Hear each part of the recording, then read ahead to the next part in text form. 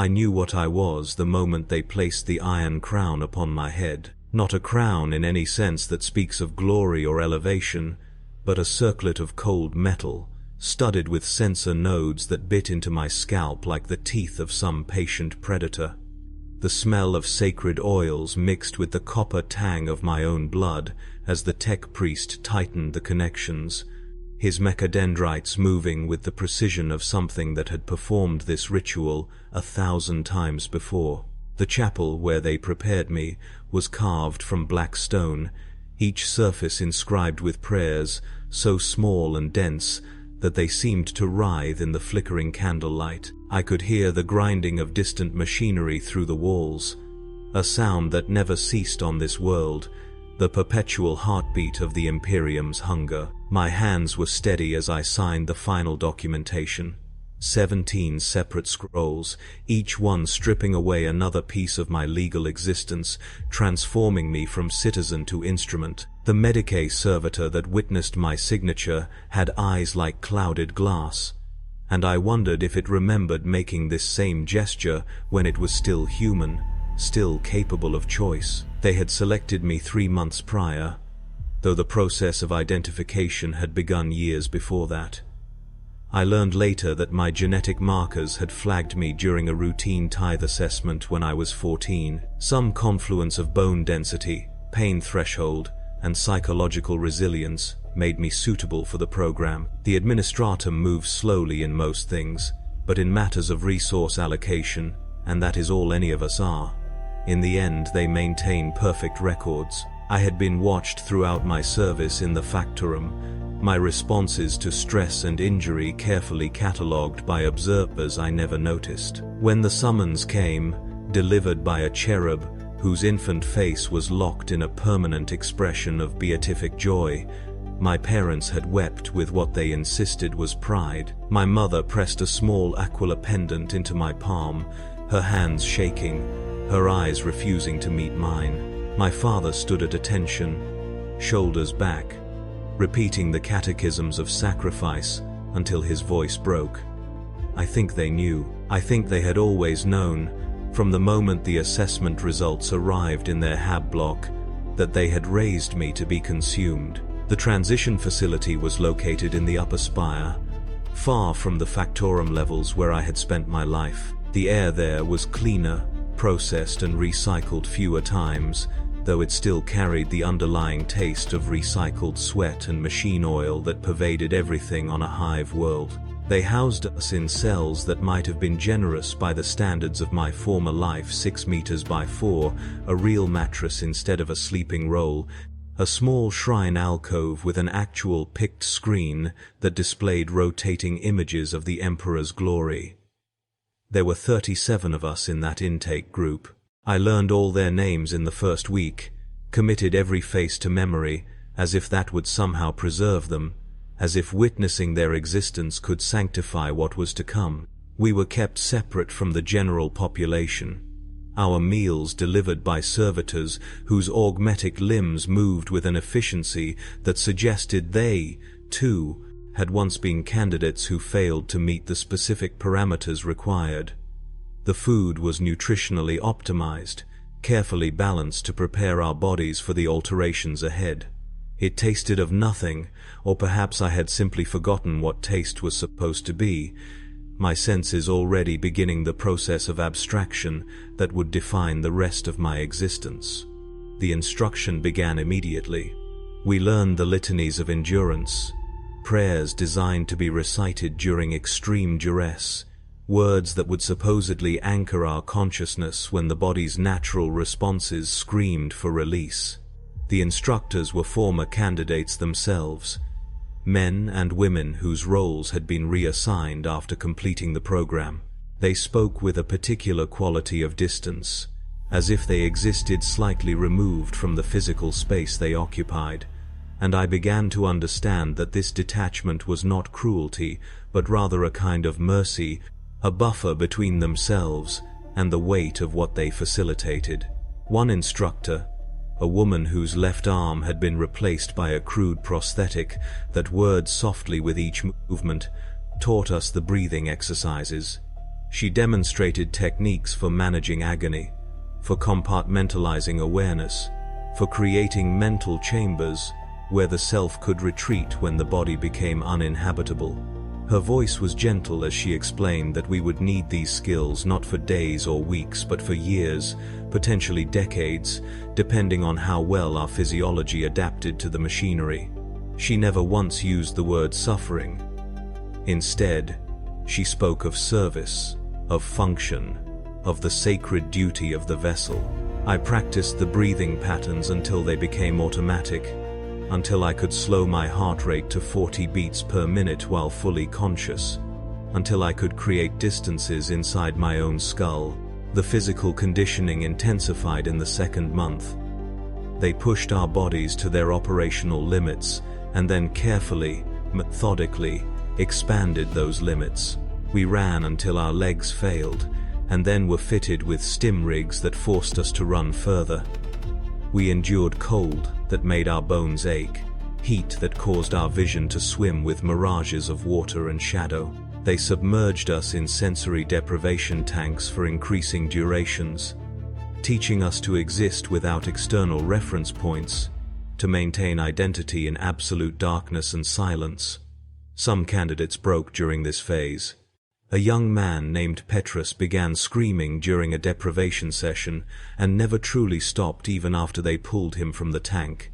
Even after the Medicae servitors sedated him, his eyes continued to express that same scream, and he was reassigned to some other purpose we were never told about. We were reminded constantly that breaking was not failure in the moral sense. It was simply incompatibility, a revelation that one's specifications did not match the requirements. Those who were reassigned were blessed by the attending priest and led away, and we never spoke of them again, though their absence left hollows in our formation that never filled. The surgeries began in the third month. They started with the subcutaneous monitors, implants that would track every biological function in real-time heart rate, blood pressure, hormone levels, neurochemical balances, tissue oxygenation. I watched the tech priest work with a kind of reverent precision, his augmetic eyes zooming and refocusing as he made incisions measured to the micrometer. The pain was substantial but controlled, kept just below the threshold where the body's natural shock responses would engage. This was intentional. They explained part of the calibration process, teaching the nervous system to operate within new parameters. After each surgery, we spent hours in prayer, reciting the catechisms of the machine, acknowledging that our flesh was being sanctified through integration with the sacred technology of the Omnissiah. The scars formed patterns across our bodies, raised lines that mapped the pathways of our transformation. I would trace them in the darkness of my cell, reading my own body like scripture, understanding that I was being translated from one language into another, from the tongue of humanity into the dialect of function. They showed us the apparatus in the fourth month. We were led in procession down through levels I had never known existed, descending into the deep infrastructure where the real work of the hive occurred. The corridors grew older as we descended, the architecture shifting from the Gothic grandeur of the upper spire to the brutal functionality of the foundational levels. Down here, the machinery was naked, exposed, its purposes obvious, in the massive pistons and coolant pipes and power conduits that lined every surface. The heat was tremendous, the air thick with the smell of promethium and ozone and something else. Something organic and rotten that underlay all industrial spaces if you went deep enough. The martyrium itself occupied a space that had once been a cathedral, though the altar and pews had been removed centuries ago to make room for the scaffolding and support systems. The martyrs stood in rows, dozens of them, perhaps hundreds. It was difficult to count in the fractured light cast by the thousands of candles that lined the chamber. Each one was mounted within a framework of brass and steel, their bodies held upright by supports that entered through carefully placed ports in their spine and hips. Cables ran from their skulls to cogitator banks the size of hab blocks, carrying the continuous stream of their consciousness, their pain, their endurance, converting suffering into the data that powered the hive's defensive calculations and logistical optimizations. They were still alive. Their eyes moved, tracking the patterns of information that flowed through the networked systems they had become part of. Their mouths formed words, prayers, I thought at first, but then realized were readouts, system statuses, error reports, an endless stream of technical language emerging from vocal cords that still functioned out of institutional habit. The priest who administered the martyrdom spoke to us in the shadow of that forest of suffering flesh and integrated machinery. He explained the sacred mathematics of martyrdom, how pain, properly channeled and digitized, became one of the most efficient forms of computational processing known to the mechanicus. The human nervous system, under extreme and sustained duress, produced patterns of bioelectric activity that could be harnessed for calculation. It was inefficient in some ways, required tremendous support infrastructure, constant medical intervention, careful balancing of sedation and awareness, but it was also irreplaceable for certain classes of problem. The martyrs processed the defensive cogitations that kept the hive's void shields optimized, that calculated firing solutions for the defense batteries, that managed the astronomical data required to track potential threats in the system's approaches. Each martyr could process calculations that would require cogitator banks covering several HAB blocks, and they did so continuously, without rest, without pause, for as long as their bodies could be maintained in functional stasis. The average operational lifespan, he told us with a voice devoid of emotion, was 17 years. Some lasted longer. The record holder had been in service for 43 years before cascading organ failure finally forced disconnection. He did not tell us what happened to them after disconnection, and I did not ask, though I could see the corpse-grinding facilities in my mind's eye, could imagine the recycling pools where all of us eventually ended up, reduced to our component elements and fed back into the hive's endless appetite. I tried to pray that night, kneeling before the shrine in my cell, but the words felt hollow, like I was speaking to an absence. The God Emperor seemed very far away, distant beyond measure, and I wondered if he could even perceive something as small as my fear, my desperate clinging to the person I had been before I signed those scrolls.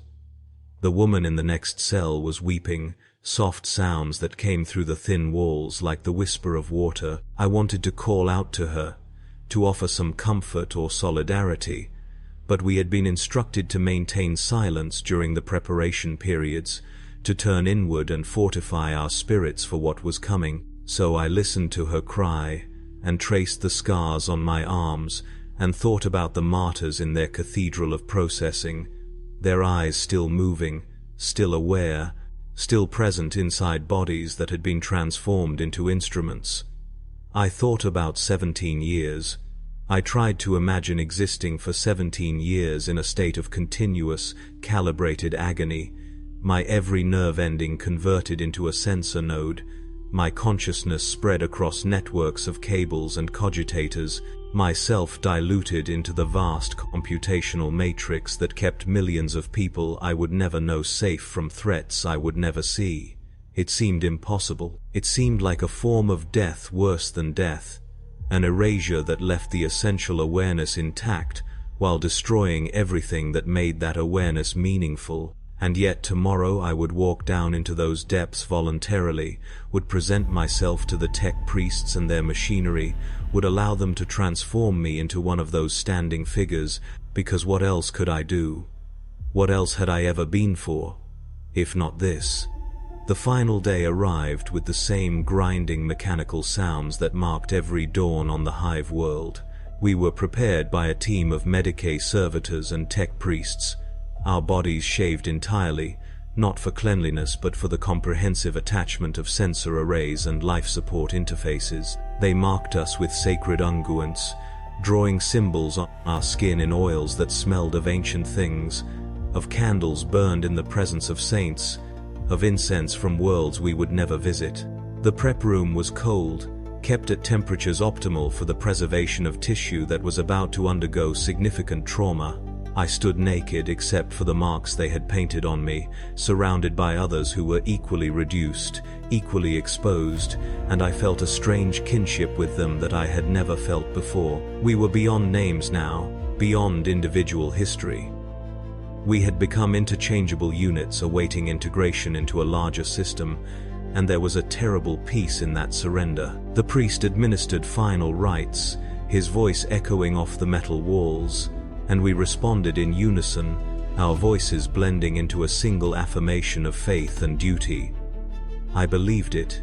In that moment, I believed that this was righteous, that my suffering would sanctify the Imperium's continued existence, that in losing myself I would become part of something eternal and purposeful. I needed to believe it. The alternative was madness. They led us down in single file, our bare feet cold on the stone floors that grew warmer as we descended into the heat of the deep infrastructure.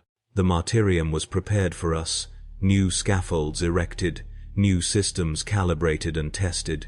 The tech priests moved among the existing martyrs with casual efficiency, adjusting flow rates on nutrient feeds, clearing blocked catheters, replacing worn cable connections, their hands steady and swift with the practice of long routine. I was assigned position 417, a space between two martyrs who had been in service for 9 and 12 years respectively. Up close, I could see the ways their bodies had adapted to the machinery.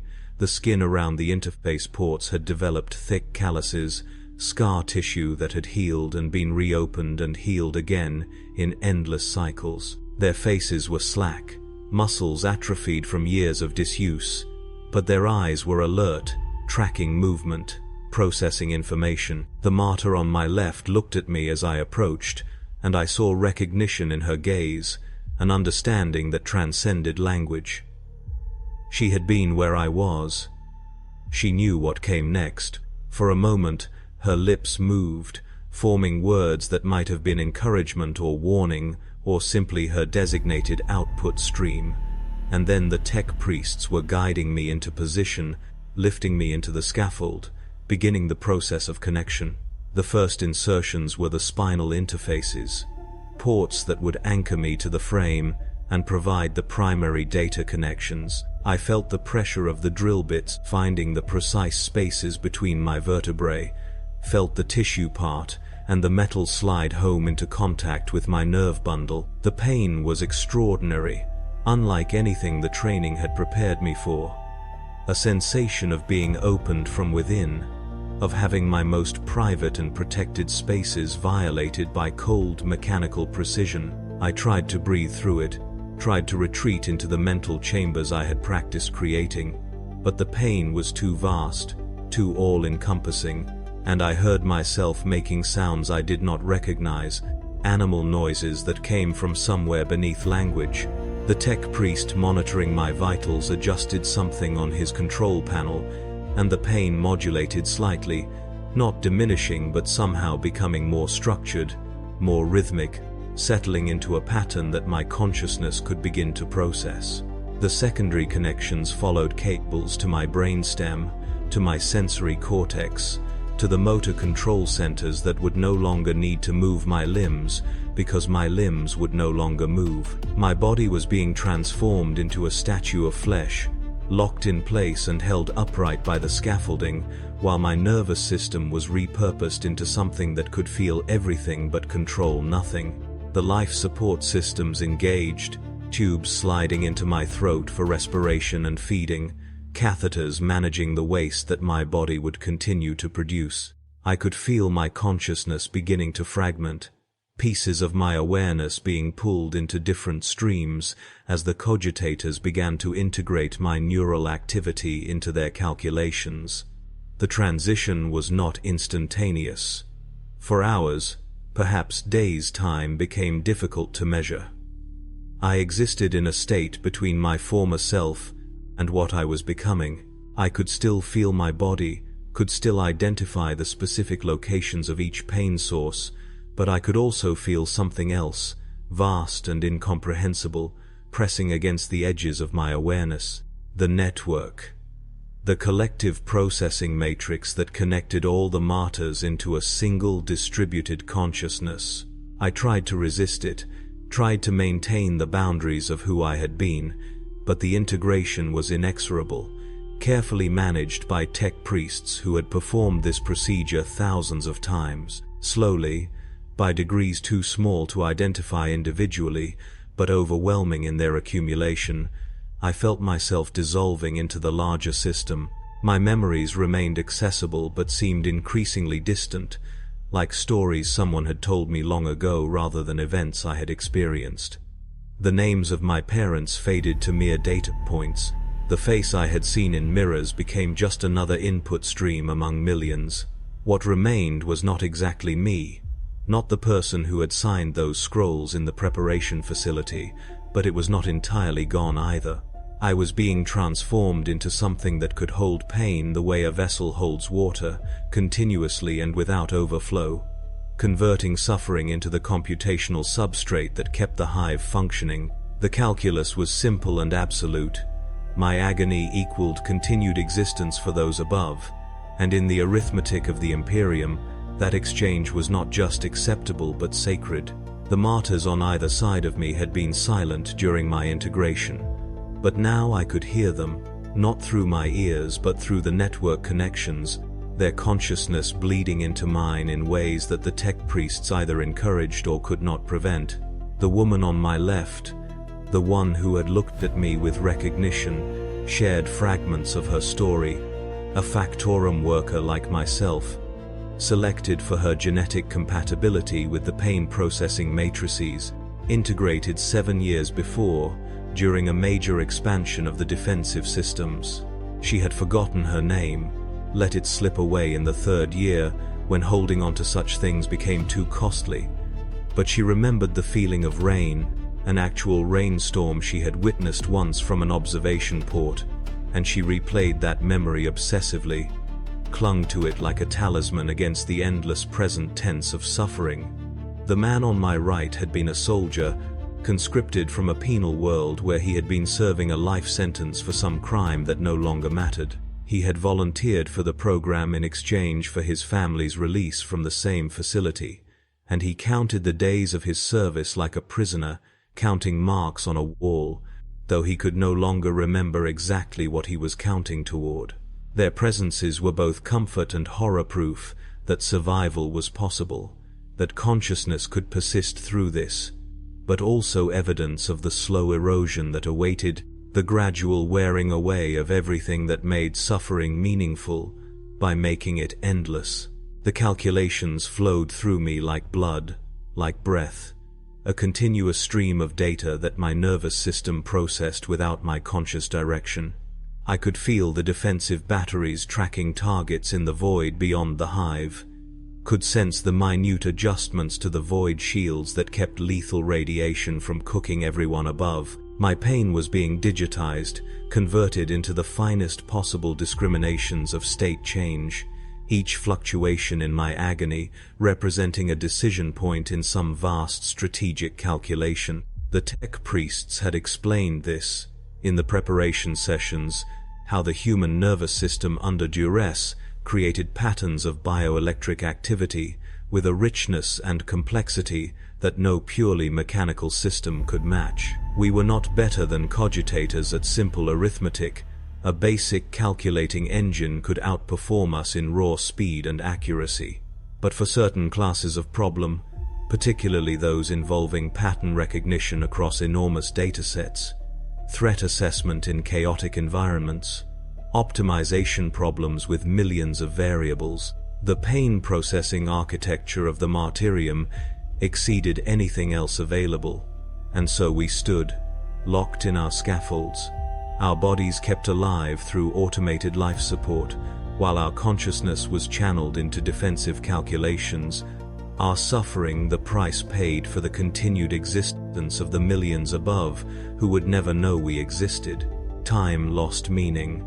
The martyrdom operated continuously, without days or nights, only the endless cycle of calculations and maintenance. Tech priests came and went, performing their appointed tasks with mechanical efficiency. Sometimes I was aware of them, felt their hands on my body as they cleared waistlines or adjusted nutrient flows or replaced worn cables. Sometimes I was lost entirely in the network, my consciousness diffused across so many processing streams that individual identity seemed like a strange dream I had once had. The pain never stopped, that was the essential point.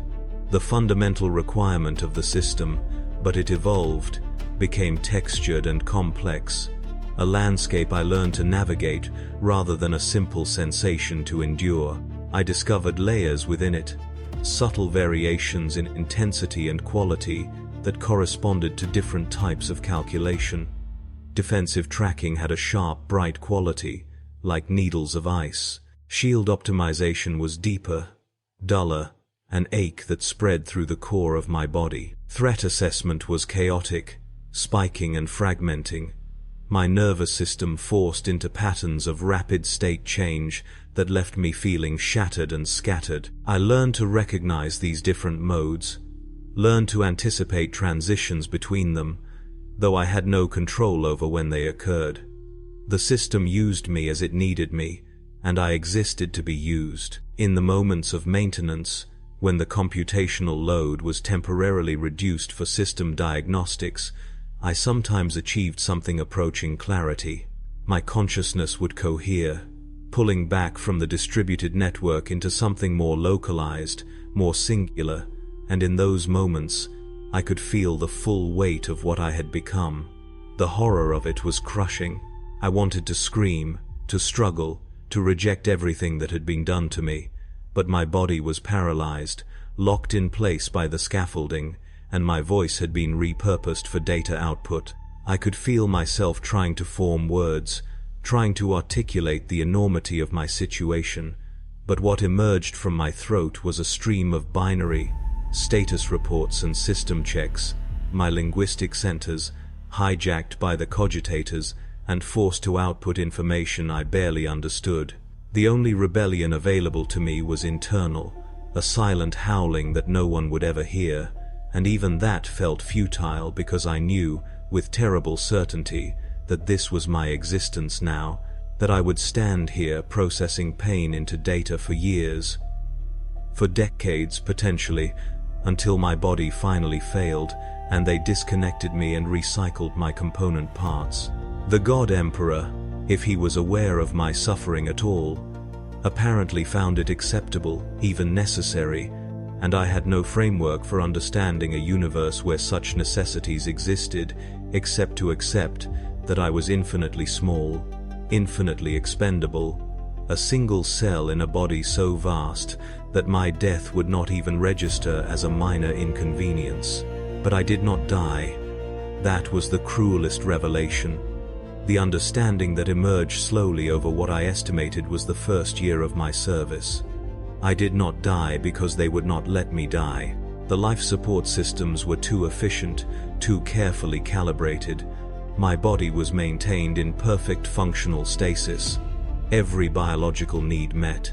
Every potential failure point monitored and corrected before it could cascade into shutdown. I was trapped in a machine designed to keep me conscious and suffering for as long as technologically possible.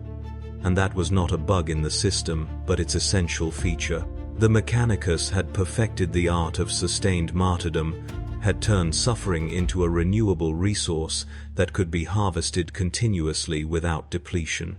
I thought of the record holder, the martyr who had lasted 43 years, and I understood that this was not something to aspire to, but rather the ultimate expression of the horror we inhabited. 43 years of unending pain, of consciousness without agency, of existence reduced to pure function. It seemed impossible that any self could persist through that the person who entered the scaffolding would bear any relationship to the awareness that finally departed it. And yet I could feel myself persisting, day after day, cycle after cycle, my consciousness refusing to fragment completely, clinging to some essential core even as everything else was stripped away. The other martyrs became my only society, my only reference points in the timeless space of the martyrium. Through the network connections, I learned fragments of their stories, collected pieces of their persistence. There was a man 3 rows over who had been a scribe in the administratum before his selection, and he used his linguistic training to compose prayers in his head, endless, elaborate liturgies that no one would ever hear. But that gave him something to do with the portions of his consciousness that were not actively processing data. There was a woman near the front of the formation who had been a mother, had left behind 3 children when she was selected, and she spent her computational downtime imagining their lives, creating elaborate fictions about their growth and accomplishments, building an entire alternative history that could never be verified, but that kept her connected to something beyond the martyrdom. There was a young man who had been a musician, and he translated the patterns of pain into melodies, composed symphonies of suffering that existed only in the architecture of his tortured nervous system. We could not speak to each other in any conventional sense, but we could feel each other's presence through the network, could sense the shapes of consciousness that persisted against the erosion of time and function. It was not friendship exactly, not in any sense that my former life would have recognized, but it was connection, and in this place, connection was everything. Years passed. I marked them by the changes in the martyrdom itself, the gradual shifts in population as older martyrs finally failed, and new candidates were integrated into vacant positions. I watched the woman on my left, the one who remembered rain, slowly deteriorate. Her biological systems held stable for 9 years after my arrival, but in the 10th year something in her cardiovascular system began to fail, despite the best efforts of the tech priests. I felt her consciousness fragmenting, felt her grip on the memory of rain slipping, as more and more of her processing capacity was diverted to simply maintaining coherence against the cascading failures in her body. In her final days, she retreated into that memory completely, abandoned all participation in the computational network, and existed entirely in the recollection of water falling from sky, and I envied her that escape, even as I understood it, meant her imminent disconnection. When they finally unhooked her, when the tech priests severed the connections and lifted her wasted body from the scaffolding, her eyes were open and empty, and I thought perhaps she had found the rain again in some final hallucination, had escaped into a gentler ending than the martyrdom had seemed to promise.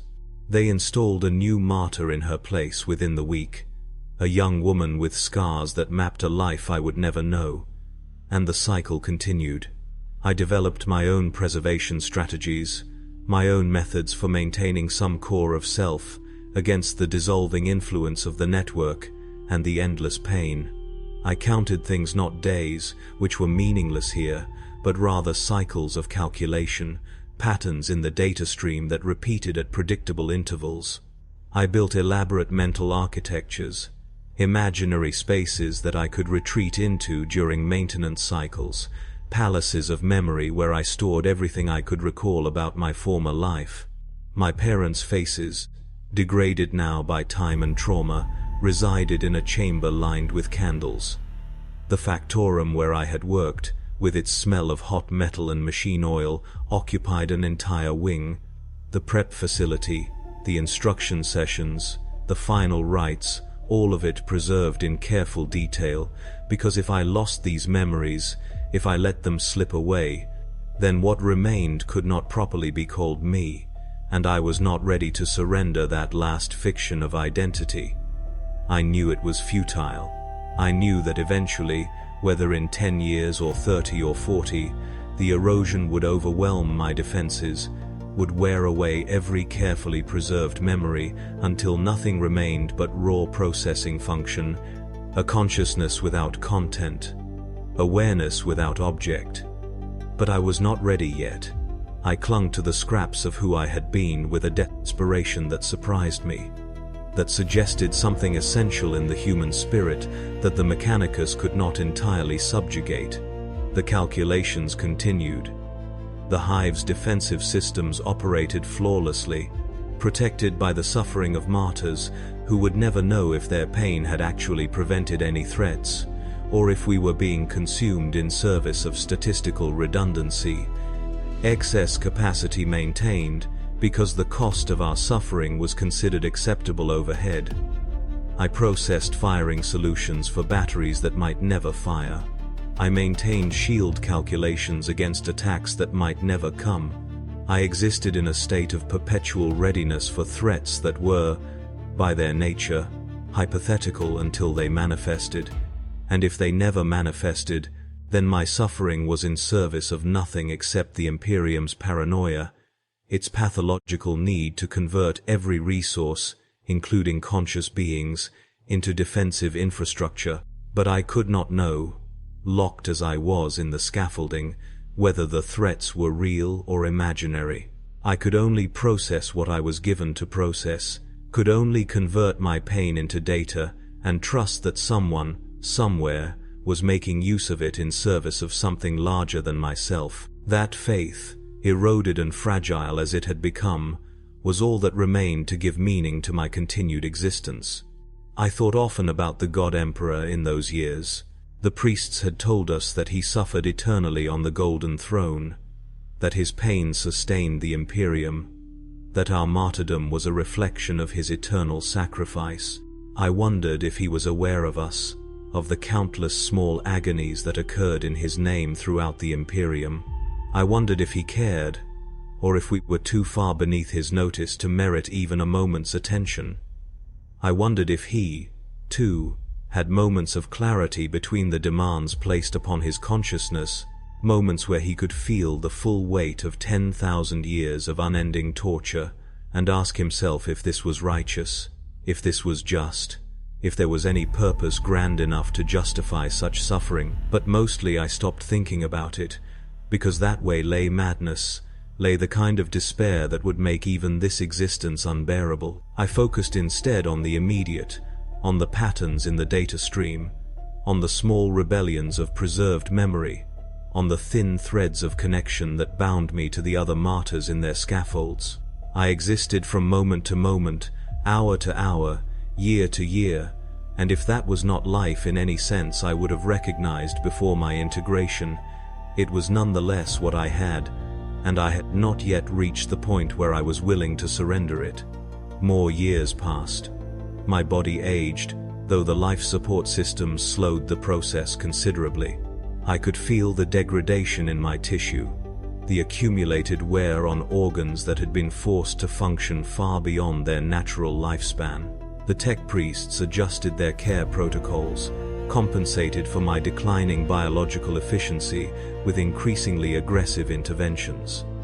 Stimulants to keep my nervous system responsive, hormones to maintain tissue integrity, supplements to prevent the cascading failures that had claimed so many of my companions. I watched new martyrs arrive and old martyrs depart, watched the population of the martyrium turn over slowly, like the rotation of stars. I became one of the senior members of the formation, one of the martyrs who had endured longest, and I felt no pride in this distinction, only a weary acknowledgement that my body had proven unusually compatible with the demands placed upon it. The record holder's achievement of 43 years no longer seemed impossible. I could see the path to it now, could understand how a consciousness might persist for decades in this state if the biological substrate remained functional, and I knew, with certainty that approached prophecy, that I would reach that milestone and exceed it, that my particular physiology was configured for longevity in ways that made me ideal for extended service. I tried to feel something about this horror, resignation, even a perverse pride, but I found I had exhausted my capacity for emotional response. I existed in a state beyond feeling, processing pain without suffering it in any way that implied a self that could be affected by suffering. I had become what the system required me to become, a biological processor, a consciousness stripped of everything except the capacity to convert agony into data. The priests would have called this enlightenment, this transcendence of ego in service of the Imperium. The person I had been before the integration would have called it death, a negation of everything that made existence meaningful.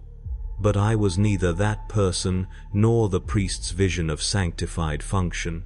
I was something else, something that existed in the space between human and machine, conscious but not alive, aware but not experiencing, a ghost animating meat that had been repurposed into instrument, and I would continue in this state for decades more, would stand in my scaffolding processing calculations and maintaining defensive systems for a hive full of people who would never know I existed, who would live and die in the world above while I remained here in the depths, perpetual and forgotten and absolutely necessary. The new martyr who replaced the woman on my left was young, younger than I had been at integration.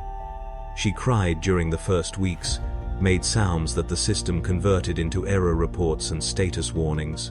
I tried to reach out to her through the network, tried to offer some comfort or guidance, but I had been integrated for so long that I no longer remembered how to form those kinds of connections.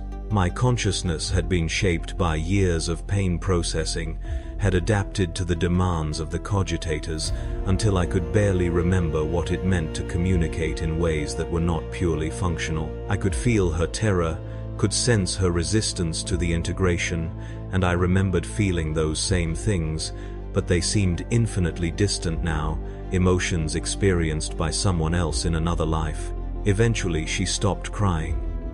Eventually she settled into the rhythms of the martyrdom, learned to navigate her pain, found whatever small rebellions would sustain her through the years ahead. And I stood beside her, ancient in service if not in chronological age, processing data and maintaining the defense of people who would never thank me because they would never know I existed, and this was righteous, and this was necessary. And this was the only meaning my existence would ever have. I am still here, locked in the scaffolding, my body sustained by machines, and my consciousness channeled into calculations that protect the hive from threats both real and imaginary. I have been here for 17 years now, matching the average operational lifespan the priest quoted during our preparation. I will be here for 17 more, and 17 more after that, until my body finally fails in ways the tech priests cannot compensate for. I know what I am. I am a martyr in the service of the God Emperor, a sacrifice offered on the altar of the Imperium's continued existence. I am a processor, a living computational substrate, pain made productive and agony given purpose. I am forgotten by everyone who ever knew me, erased from the records except as a functional component in the hive's defensive systems. I am standing in the darkness of the deep infrastructure, surrounded by others like me, connected through networks of pain into something that might be called communion, if such a word had any meaning in this place. I am aware. I am suffering. I am serving. And I will continue to be all these things until the